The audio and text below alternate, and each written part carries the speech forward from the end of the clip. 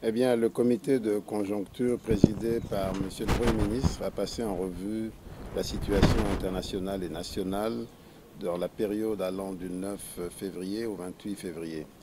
Ce contexte, sur le plan international, est marqué par les efforts de reprise post-Covid qui ont été perturbés par l'émergence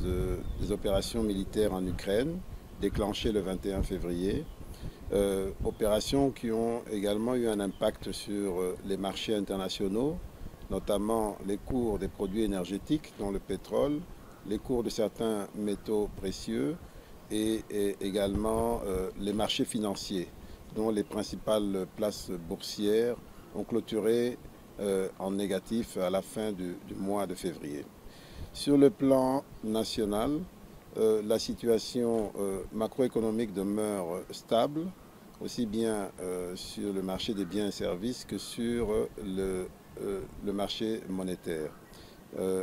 Cependant, le comité de conjoncture a noté que l'impact de la hausse des prix des produits énergétiques était de nature à avoir des conséquences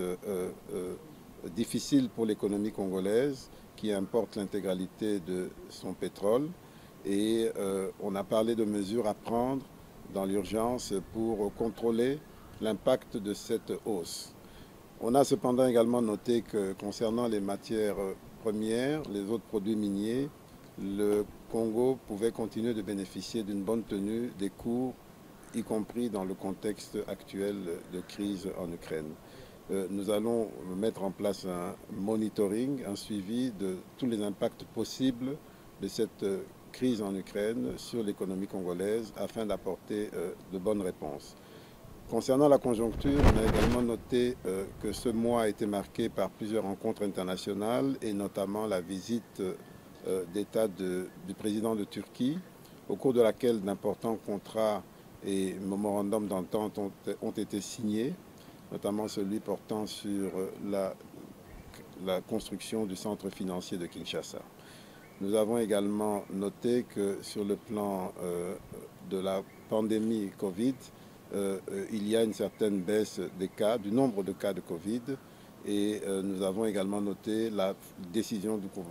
Conseil des ministres de mettre fin au prélèvement au titre de la RAM. D'une manière générale, la situation est satisfaisante, en dépit des points que j'ai mentionnés sur lesquels un suivi particulier doit être fait, qui pourrait avoir un impact